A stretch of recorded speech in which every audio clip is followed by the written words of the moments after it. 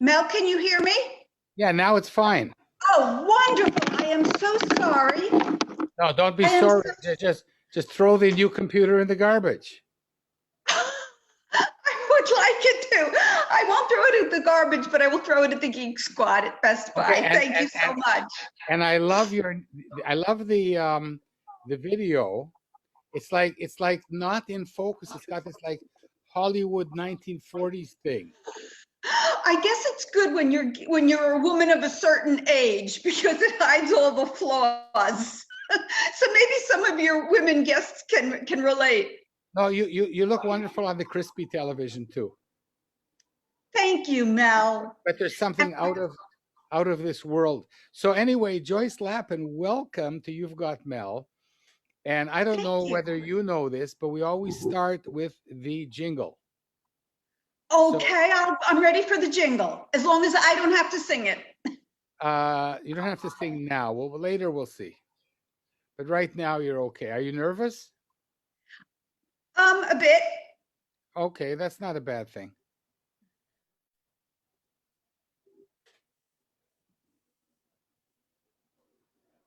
Okay. And now my jingle. Okay. Okay, my stop share. You share, and play. I got this thing here. Hold on a second. Okay. Get a chair, grab a seat, or we'll sweep you off your feet. We move, you got Mel. Ease your legs, rest a while, all you gotta do is smile. We're swell, can't you tell you got Mel? When the show begins, you better hold on her tight, or before you know it, you'll be high as a kite. Take a break, settle down, we're the only show in town. That's our road, don't you know you got Mel? Give it up, don't think twice, we're a hurricane on ice. What the hell, give a yell, ring a bell, show and tell. Mademoiselle, give a smell, you got Mel. You've got Mel. And Mel has Joyce Lapin. So, and there is no doubt now that we have Mel. Yeah, that's now unquestionable. So start at the very beginning. A very good place to start. You don't have to mention years. It is, thank you. But start Well, at the beginning. as a child, I was born in Glen Cove, New York on Long Island. And even though I grew up in Roslyn, to me, Glen Cove always resonates as my home for whatever reason. And I had a knack for writing, maybe because I was a voracious reader.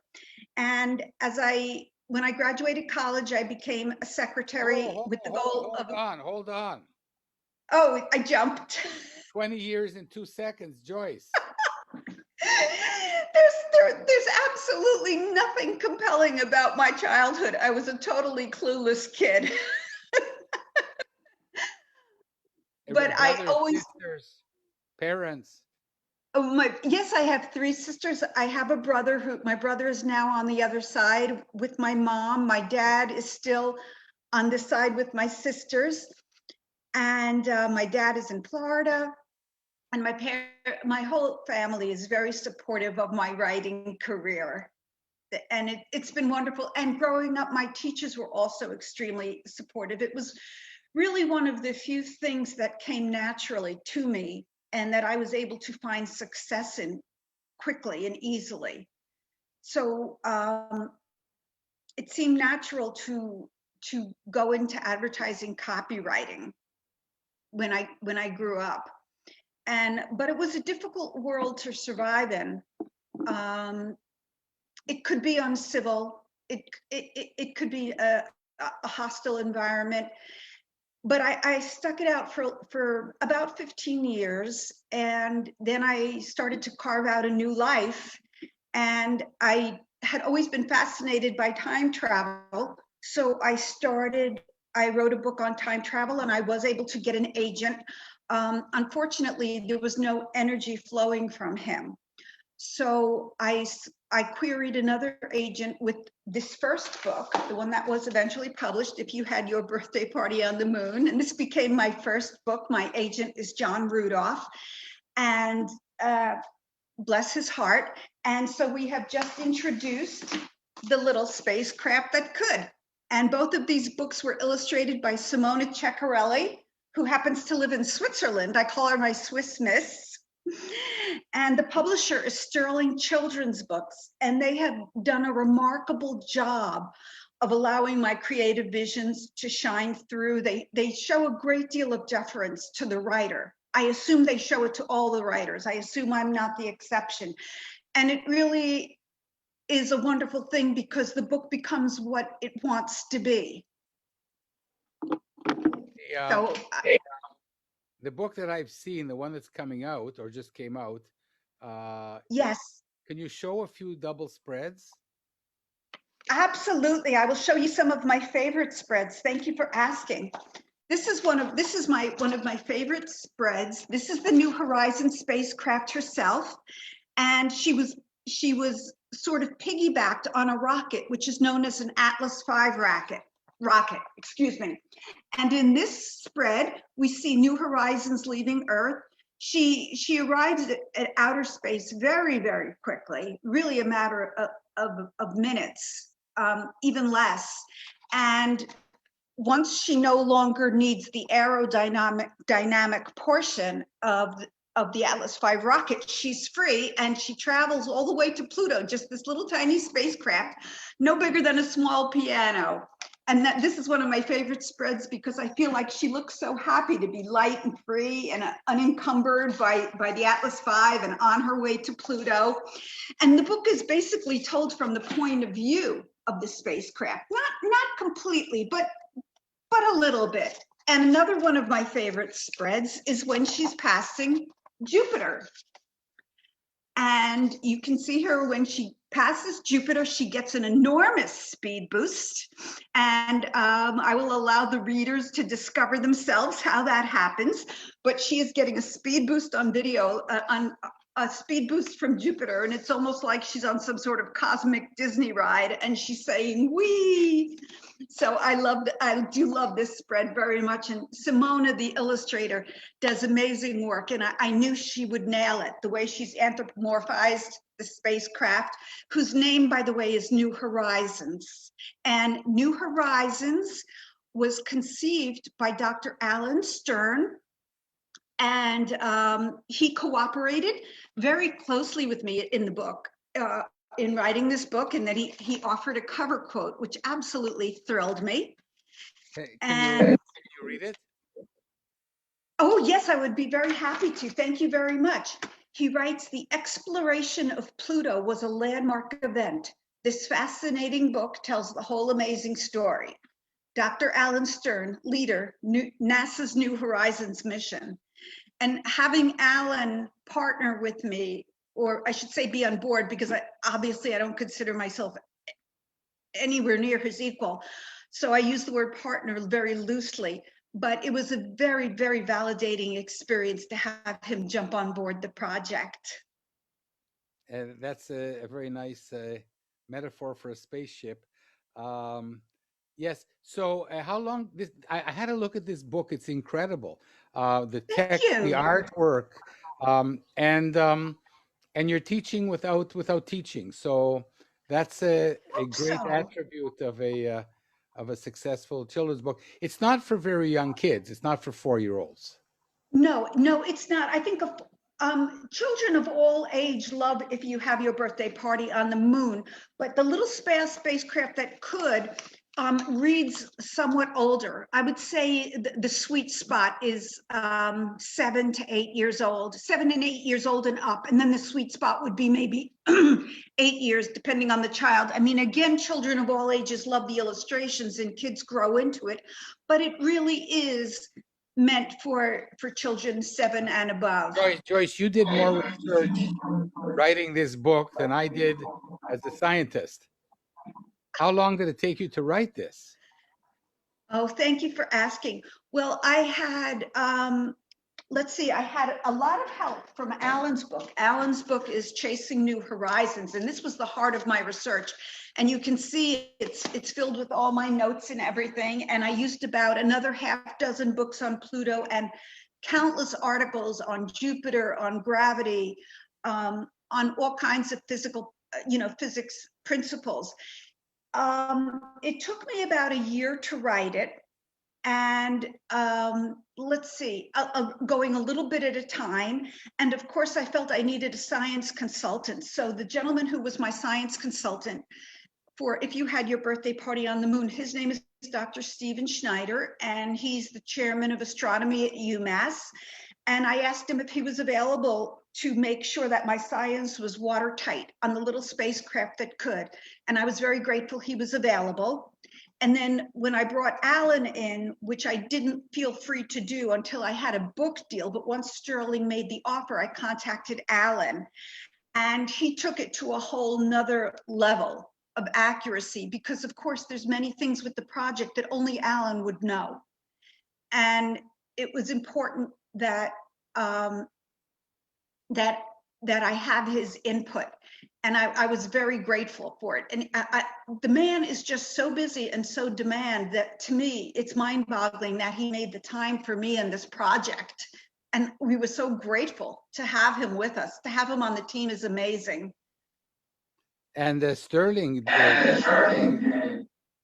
did an amazing book, a huge investment in that book that the reader can see. They really did, and they really showed a lot of confidence. And of course, once Alan was on board, it gave us a whole new level of, a whole new level. And Sterling is known for creating beautiful pictures. So the illustrator that they had chosen several illustrators for me to look at for If You Had Your Birthday Party on the Moon.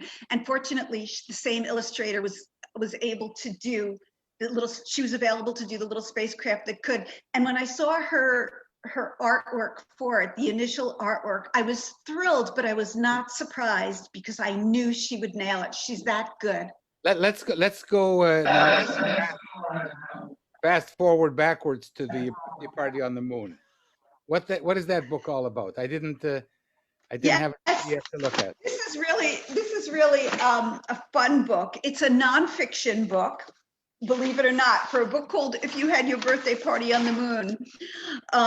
It's a nonfiction book, and it takes children to their first extraterrestrial birthday party. And they start with the rocket ride. They head up to space on the rocket, and here's one of my favorite spreads when they're all weightless. And another one of my favorite spreads is when they're approaching the moon. They're approaching the moon, and I love this. They're sitting there movie theater style, and they're watching the moon approach them.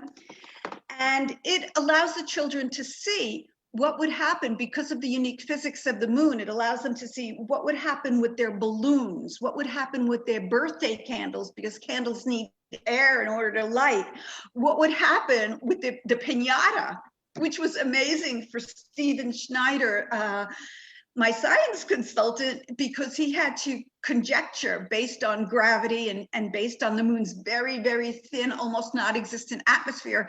He had to, use conjecture about the piñata, but it's all scientifically sound. And for instance, certain things that I never would have thought of, for instance, the children want to play freeze dance, but you can't hear music on the moon because there's no air for the sound to travel through.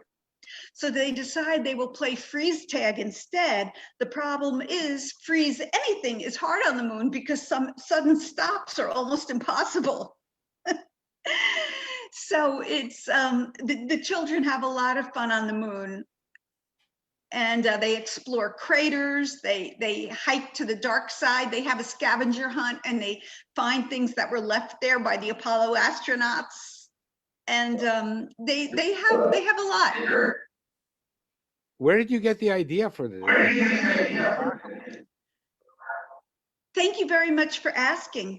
Well, I wanted to do something on the moon with the moon because the moon, children love it. I remember my nieces, my very first niece, she loved to look at the moon. Her mother, my sister, told me she would wake up in the morning and the first thing she would say is, "See moon, see moon." She loved the moon. And of course, we know more about it than any other celestial body. But I felt I had to view it through a new lens because there were so many books about the moon. So I began to think about a party on the moon, but there was still something lacking. Then when I made it into a birthday party, it suddenly really had legs. And fortunately, my agent, John, because I'm not a mom, but my agent, John, is a very hands-on dad. So he knew everything about children's books, about children's birthday parties, excuse me. So he was able to tell me, this is what happens. They arrive there, they do this, they do that, they have pizza. He says, it's always pizza. And because of the pizza, it's interesting that because he mentioned pizza, that brought something entirely new into the book because I can't remember how my research on pizza took me there, but it turned out that Pizza Hut had once actually delivered a pizza to the International Space Station. So I reasoned maybe they'll also deliver it to the moon. And of course, it cost them $1 million to take it to deliver it to the space station. But we figured, okay, maybe they'll also deliver to the moon. So that opened up a nice little door for us to walk through. Remarkable. So Joyce, tell us how you found your agent in the first place. Thank you very much. Well, my first agent, as I mentioned, really, there was no energy flowing from him. I'm not sure what was going on there, but we spend years looking for agents, Joyce, and you found two. Exactly. How did you find them? Well, you know, well, it was query, query, query, you know, letter after letter after letter. And I think I stayed with him longer than I should have, but not only did I want to give him every opportunity, I also was reluctant. I guess it's sort of like if you've been married, you don't want to go back into the dating world. You just sort of don't. But I realized this was necessary, so I created a new query letter for this time instead of for the time travel book, which I'm still hoping to circle back and do one day. For if you had your birthday party on the moon, I developed a new query letter and I sent a bunch of them out once I broke contact with the first agent. And I got an email from John Rudolph from Dystel, Goderich, and Bourret. At the time, they were Dystel and Goderich. And I looked at the name in my inbox and I said, I know that name, but I don't think I wrote to him. And it turned out that I had written to one of his colleagues, a gentleman by the name of Jim McCarthy. And, you know, it's very difficult to tell from the agency's website sometimes exactly what genres, because there's overlap between the genres, and you do the best you can to match it up perfectly.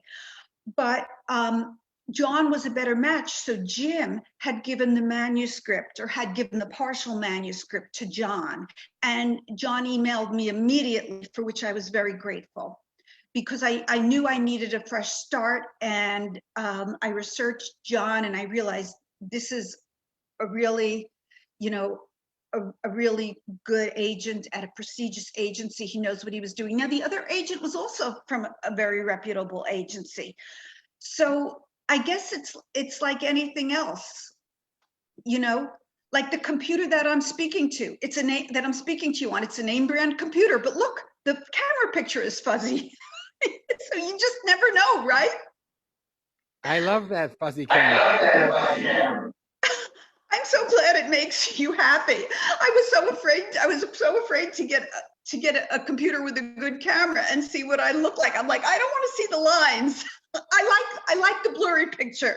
Well, actually, people see you at the beginning because we're still using the new computer.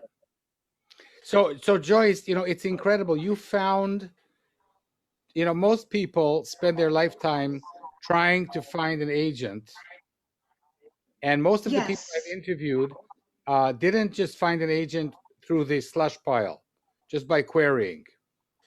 And so you are like one of 5,000 writers who found an agent through querying. And you're one of 50,000 who found two agents through querying. Thank you. You're making me feel very special, and that makes me feel very But good. you are very special, and you should be teaching people like me how to improve their query letters. I'm going to bug you now. You may bug me. You may bug me. When people do contact me through my website, which is www.joycelapin.com, and again, I'm only 2 books in, so there are plenty of people who would be able to give better mentoring, but I do what I can for anybody who contacts me. I really do try to help. But also I do to emphasize that I went into this with a little bit of an advantage, that advantage being as an advertising copywriter with very large advertising agencies in New York City. I had really good training as a copywriter. So shifting gears to children's books, for me, it was a question of adapting the existing skills. There were very strong fundamentals in place. So it was just a question of, there was a lot of learning involved, don't get me wrong, but I wasn't starting from scratch in terms of writing skills. And that's important because I did have that advantage. When you were writing in the advertising world, what was that like? Well, I think it was a double-edged sword for me. I had enormous talent. I know that sounds like an awful thing to say about yourself, but you're going to hear me be very humble right now, because even with my talent, I could not survive indefinitely because my personality, I was raw, I was immature, I was edgy, I was negative. Basically, I sort of was trouble. And the fact that I survived so long and was able to accomplish so long, it owes nothing to my personality and everything to the gifts that I was born with and that I cultivated as I grew up, because my personality got in the way. I won't go into stuff that's of interest to nobody but myself, but I did begin to change little by little by little. I learned and I grew, and I learned and grew more through the school of hard knocks. And now I come to a place where I feel really good, because I feel I'm not only successful as a writer, I'm successful as a client to my agent, as a client to the publisher, as a mentor to other writers. I would like to think that I'm a successful person now, whereas before I was just a successful copywriter. Now, I would like to think that I'm both. So thank you for asking. That was a really nice question. This is a remarkable interview. I would like to talk to you offline sometime. But it's interesting that you've gone from a cutthroat business of people who want to sell things to customers who don't need them, and now you're selling magic to children, which is so wonderful, and also science. What could be better? And I can see that your face is shining through all of the fuzz on the computer, and when you talk about it. Thank you. You're so kind. I have now 2 questions that are not so kind. So, as writers, we are stuck with a certain age. I write for 5-year-olds. You write for 6 to 8-year-olds. Do you know my theory? My theory is that we get stuck at some point in our lives, and then as writers, those of us who write for children, we gravitate back to have a communication with this child within us that needs this dialogue. Does that resonate with you?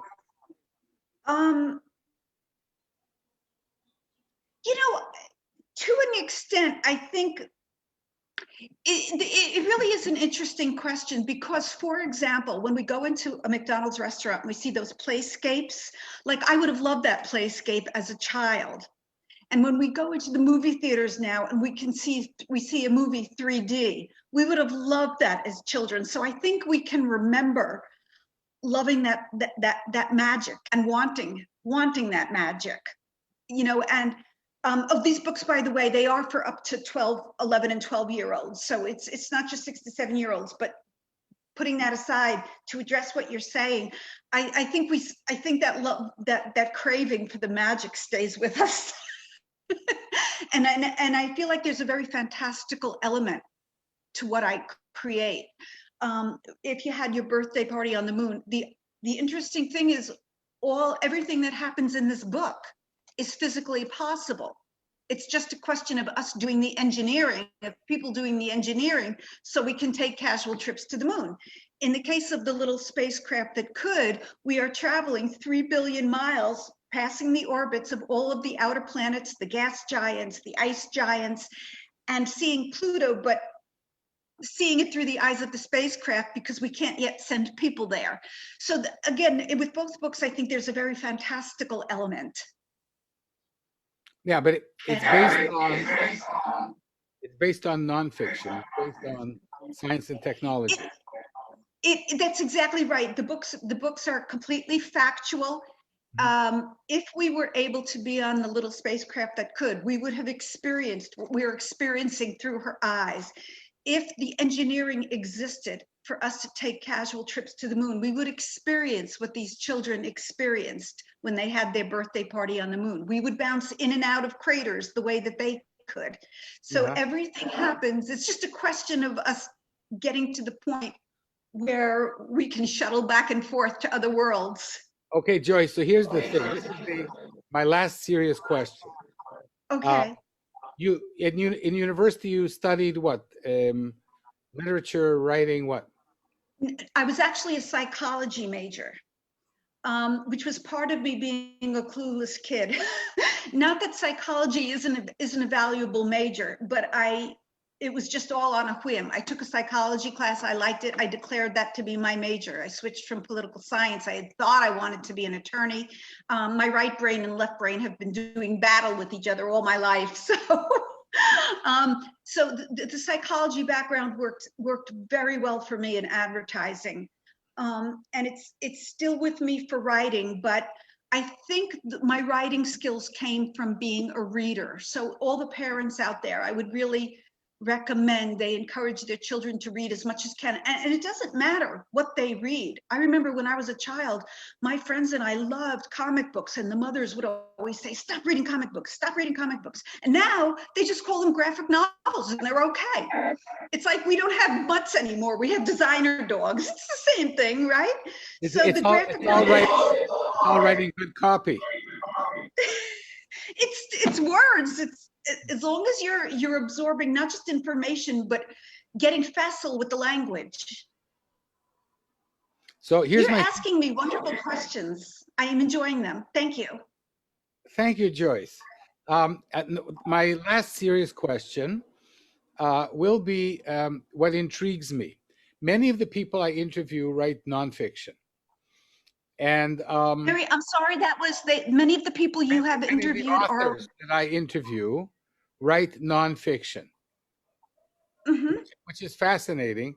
The fascinating thing here is you are not a scientist, and you write these wonderful, fantastical books introducing science and technology to children, and I think that that's wonderful. But I spent 30 years as a scientist, and the last thing I want to write in my children's stories is anything that is technological or scientific. How do you, what's going on? Well, first, let me ask you something. What is the reason that that's the last thing you would want to write about? Did the love pass? The love for science, has it passed? Well, Joyce, here's the thing. I'm interviewing you today. Oh, okay. That's fair. Sorry about that. I guess I'm a newbie. I can, no. Yes. It's wonderful. I'm a university I think the professor. reason. If you get me talking, I won't stop. No, it's absolutely fine. I think the reason that I love to write it is because in order to write it, I have to research and learn about it.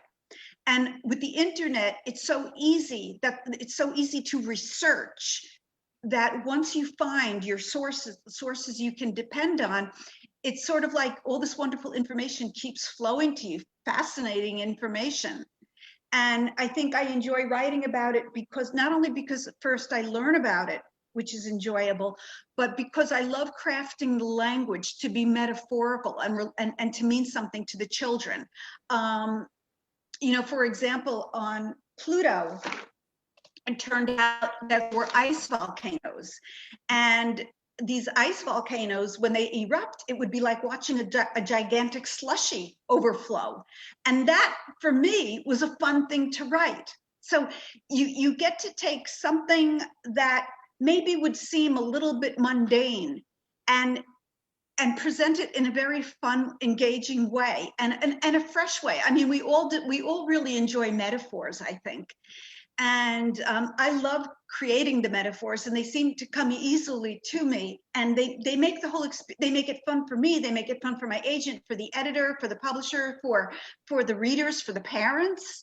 You know, it makes it fun. So I guess to answer your question, to make a short story long, first I get to read about all these fascinating things, and then I get the challenge of taking something that might not initially seem fascinating, but which there's something there, there's a kernel there that can be made into something fun and wonderful. And I think that's the challenge, and that's the real fun for me. When the ship got to Pluto, when New Horizons get to Pluto, that was my favorite part of the book to write, because describing all of the things that she saw and presenting them in a way that people would understand and enjoy, that was the most fun part for me. Joyce, can you read a few sentences for us? Oh, sure. About when she lands on Pluto, or about anything? But it's your interview, yeah. Oh, well, yes. One of my favorite parts is the book is when there's some astronomers on Earth, and these astronomers took a vote on deciding that they felt that Pluto should be called a dwarf planet, not a planet.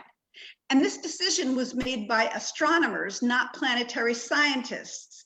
So it's sort of like having, you know, a general practitioner tell you something about the heart instead of the cardiologist telling you about the heart. The planetary scientists are the ones who really know about the planets, and they were not asked for their input. So when astronomers decided that Pluto should be called a dwarf planet, what I wrote as the little spacecraft's response was, well, this stung a bit. You know, Pluto was New Horizons' reason for being, and it just made the spacecraft even more determined.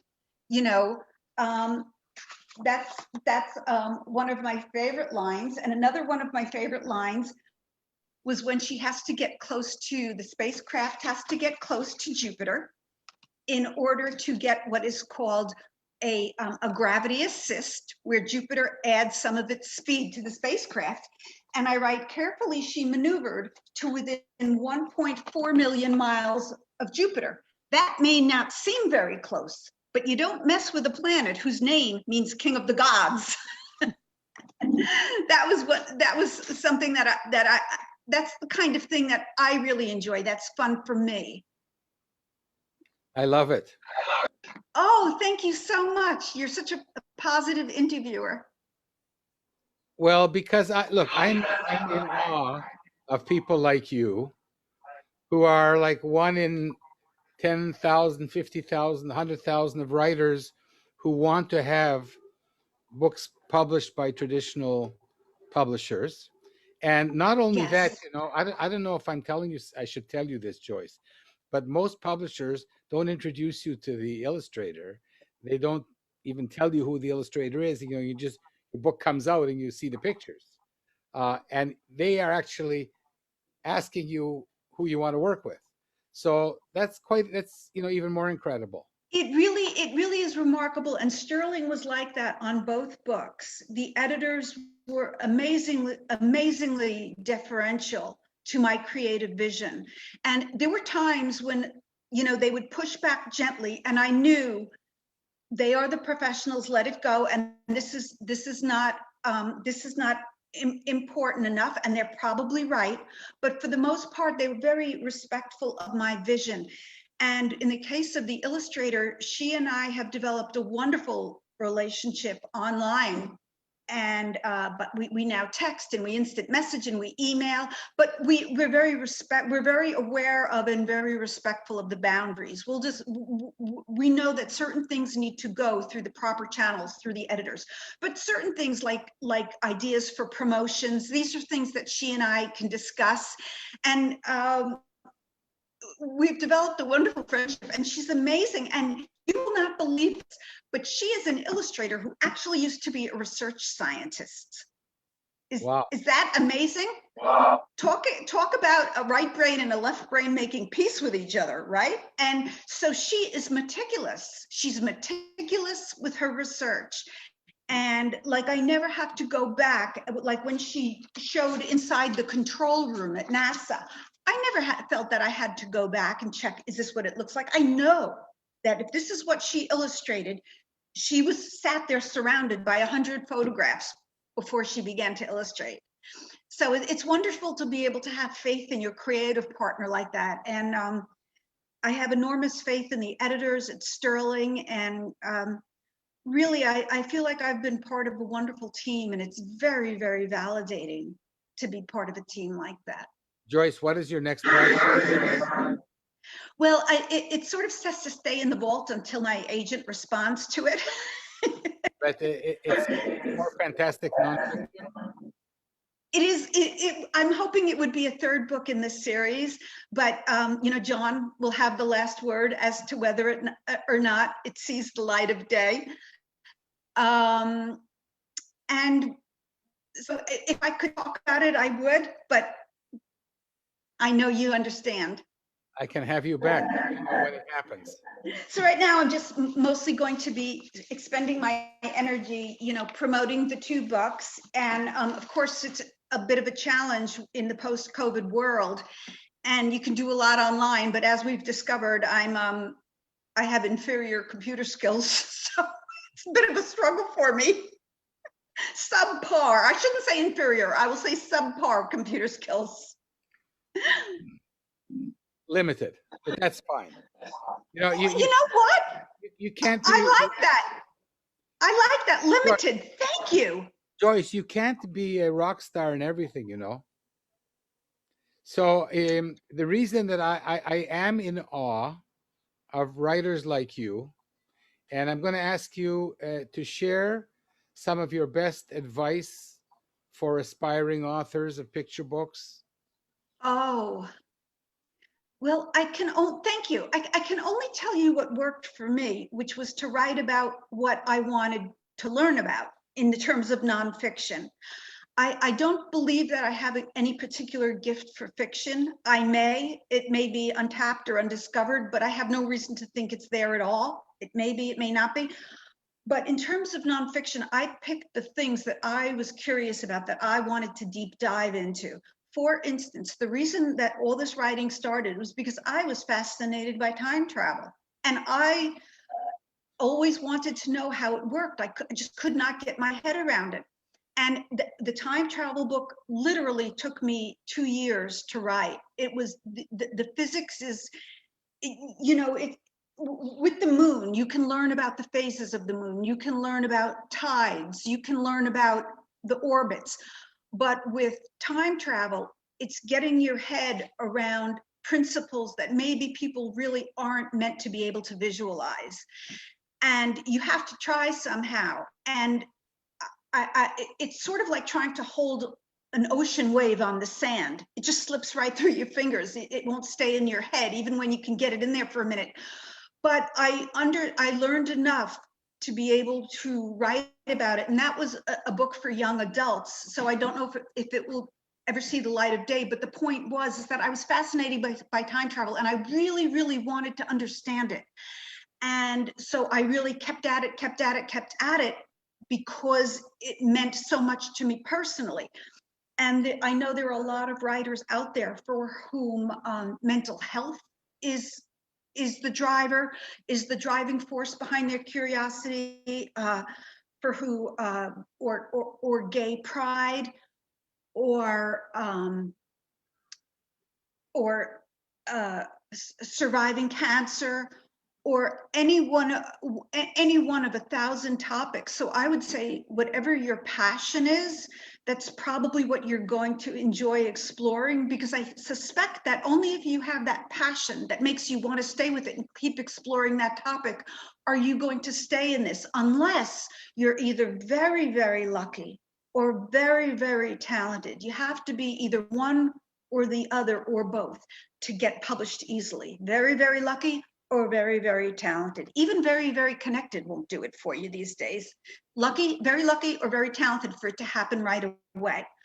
But in order for it to happen over time, I think you're going to need tenacity. And that tenacity comes from loving the subject that you're engaged with. I can only speak from my personal experience, but I hope that's useful. It's extremely useful. Joyce, now that we're at the end of our wonderful interview, and I do hope we'll have another conversation sometime, just you and me, because, while we were talking, I have written a lot of scientific stuff for children. And 8 million people have seen it. But on the other hand, I would be happier. That's a boatload of people. Yeah, but I even forgot about it during our conversation. I would give my eye teeth for one of my fiction books to be picked up by a traditional publisher. So obviously there's something wrong with me. You're a psychologist. We're not going to talk about it now, but we can talk about it next week sometime. I would be very happy to. I consider the publishing world has been good to me. The world in general has been good to me. So I'm happy to. The world has been fantastic to me. You can't believe how lucky I am. And I'm lucky to meet people like you. Last embarrassing question for today. Do you like the Beatles? I love the Beatles. Is there anybody who doesn't? It's like pizza. Doesn't everybody love the Beatles? I've interviewed 120 people, and I think one or two didn't. Do you have a favorite Beatles song? Yes, thank you. That's remarkable that you asked that. I won't get into why, but it's remarkable that you asked that. I would say the favorite song has to be In My Life.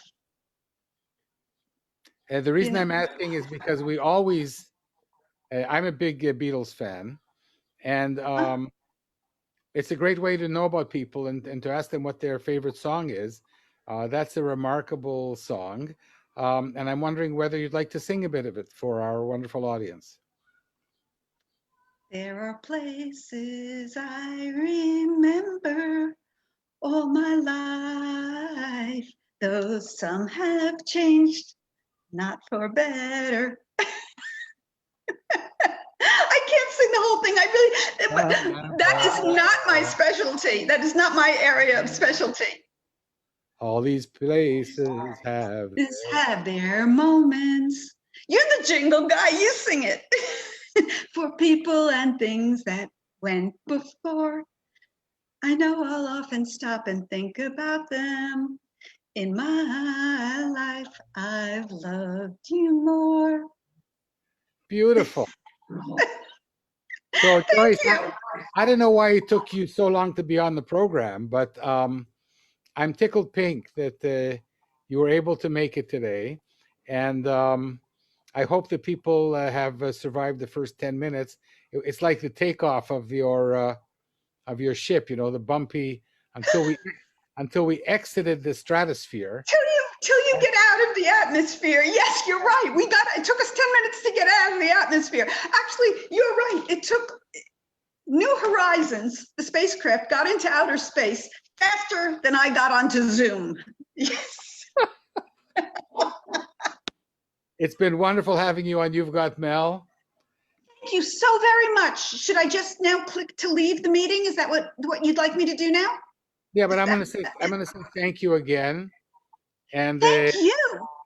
and let's have another talk next week without Absolutely. And contact me anytime. Thank you so very much. without all the people watching us. Thank you, Joyce Lapin. Thank you, everybody. Remarkable writer. Good luck. Good luck. You already have luck. Even more luck. Thank you. Enjoy the journey. Bye-bye.